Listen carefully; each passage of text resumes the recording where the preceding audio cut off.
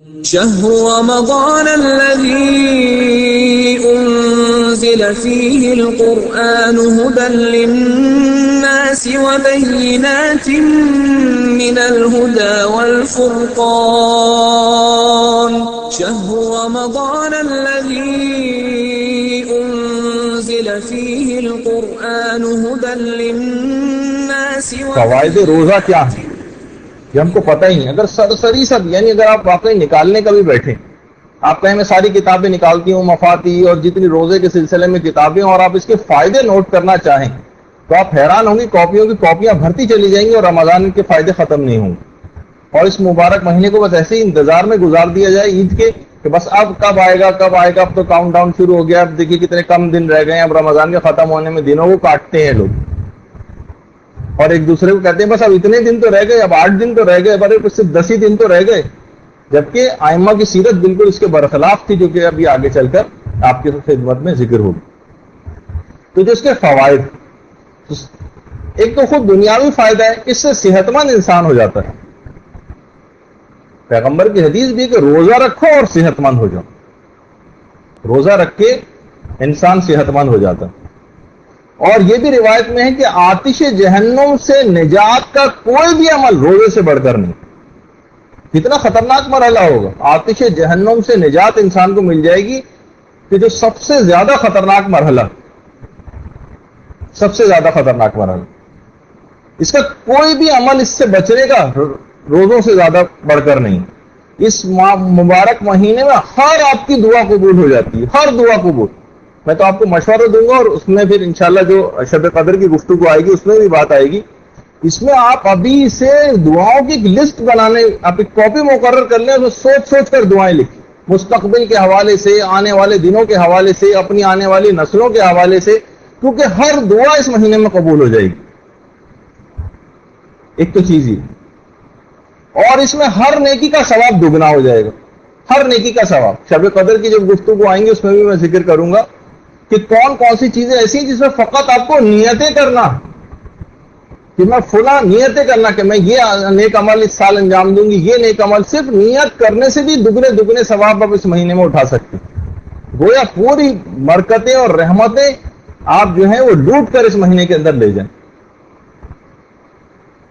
اور آئندہ آنے والے رمضان تک کے جتنے گناہ ہیں وہ بھی سب آپ کے تمام گناہوں کا کفارہ اس مہینے کے ماہ مبارک رمضان کے روزوں کو اگر آپ رکھ لیں گی تو اگلے رمضان تک کے جتنے گناہ خدا نہ خواستہ آپ سے سرزد ہوں گے وہ بھی سارے ابھی سے معاف ہو جائیں گے.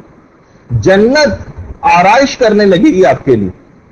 جنت باقاعدہ دلہن کی طریقے سے اس طرح تیار ہوتی, اس طرح سے جنت رمضان کے روزے رکھنے والوں کے لیے اپنی آرائش کرتی کہ جب یہ مومنہ میرے اندر آئے گی, یہ مومن میرے اندر آئے گا, یہ جنت کے اندر داخل ہوگا تو کس طرح سے مبہوت ہو کر رہ جائے گا, کس طرح سے وہ آرائش کرتی.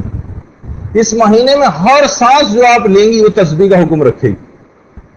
اگر آپ کو ایک تسبیح کا سبحان اللہ صرف کہنے کا کیا فائدہ ہے, اگر آپ روایتوں میں نکالیں تو آپ حیران رہ جائیں گے. اور اتنا, اور اس مہینے میں کتنی تسبیحات آپ انجام دیں گی. ابھی موقع نہیں, انشاءاللہ اگلی نشستوں میں ان چیزوں کا بھی ذکر آئے گا. اور اس مہینے میں ہر رات 1000 راتوں کے برابر ثواب دلواتی. زکات بدن, یہ رمضان کے روزے یہ زکات بدن ہو جائیں گے. ہر عضو کا جسم کے اندر ایک حصہ گویا اس کی زکات روزے رکھنے کی صورت میں نکل جاتی. گناہ آپ کے کم سے کم ہوتے چلے جائیں گے, یہاں تک کہ بالکل معاف ہو جائیں گے. اس مہینے میں روزے رکھنے سے آپ کی عقل میں بے پناہ اضافہ ہوگا. عقل میں مال حرام جتنا بھی آپ نے سنا کہ جسم میں جتنے مال حرام کے اثرات ہوں گے وہ سارے زائل ہو جائیں گے. اور اس مہینے میں امانت داری کا ایک احساس آپ کے اندر خود بخود ڈیولپ ہو جائے گا کہ نہیں, پروردگار کی طرف سے مجھ پر کچھ احکامات فرض. آپ پھر عام زندگی کے اندر بھی ان چیزوں کو ادا کرنے کی سوچیں گے اگر اس مہینے کو اچھی طرح سے آپ نے گزار لی.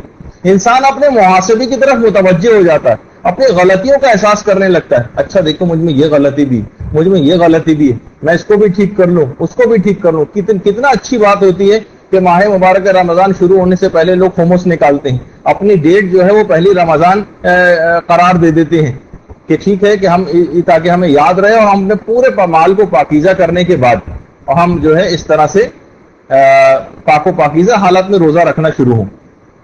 شکر گزاری کا جذبہ آپ کے اندر پیدا ہونے لگتا ہے. انسان کی جو صحت مندی اس کو حاصل ہونے لگتی, اور اس کے علاوہ اس کی فکر تبدیل ہونے لگتی. گناہوں سے جو ہے اس کی فکر تبدیل ہو کر اطاعت پروردگار کی طرف آمادگی اس کے اندر آنے لگتی.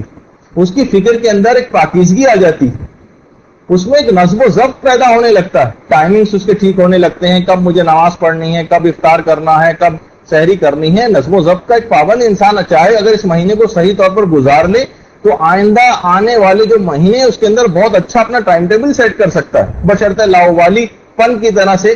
اور اس مہینے کے انتظار میں کہ جب کب یہ مہینہ ختم ہوگا, اس مہینے سے معاذ اللہ جان چھوٹے گی, یہ والی اگر نیت نہیں ہے, اس کو اپنے نفس کے اوپر اعتماد ہونے لگتا ہے. عمومی زندگی کے اندر آپ اپنے نفس سے بہت خائف رہتی ہیں, ارے یہ تو دیکھیے یہ گناہ بھی کروا دے گا. یہ آپ کو اپنے نفس پر اعتماد نہیں ہوتا, اپنے اوپر اعتماد نہیں ہوتا. یہ مہینہ آپ کو اپنے نفس کے اوپر اعتماد دلواتا کہ نہیں میں گناہوں سے بچ سکتا ہوں. دیکھیں میں لبوں کے اوپر غیبت آنے لگتی ہے, آپ رک جاتی ہیں.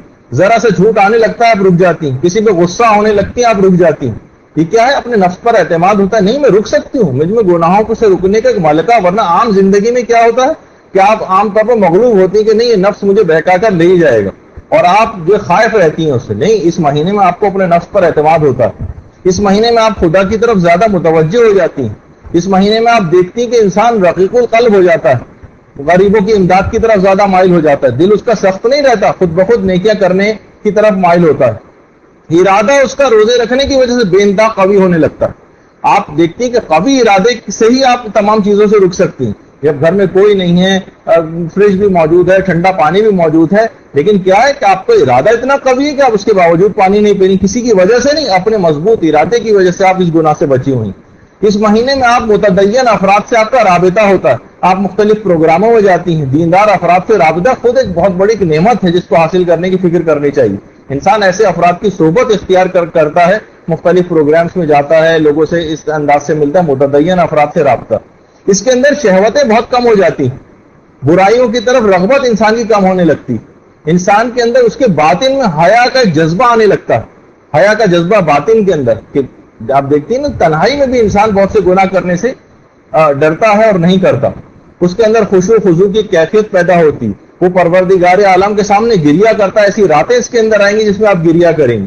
اس مہینے میں ایک آیت پڑھنے کا ثواب پورے قرآن پڑھنے کے برابر, ایک آیت پڑھنے کا ثواب پورے قرآن پڑھنے کے برابر. زبان پر آپ اپنے کنٹرول کرنے لگتی. تو آپ دیکھیں کہ کتنے فائدے بیان کیے جائیں. انسان تھک جائے گا, ہلکان ہو جائے گا, بے حال ہو جائے گا, لیکن ماہ مبارک رمضان کے فائدے ختم نہیں ہوں. تو صحیح طور پر اگر معرفت کے ساتھ اس مہینے کے روزے رکھ لیے جائیں, اس کو صحیح طور پر مسائل شرعیہ حاصل کر کے اس میں کوئی غلطی نہ ہو, تو آپ دیکھیں گے کہ ایسے فائدے اس کے حاصل ہوں گے.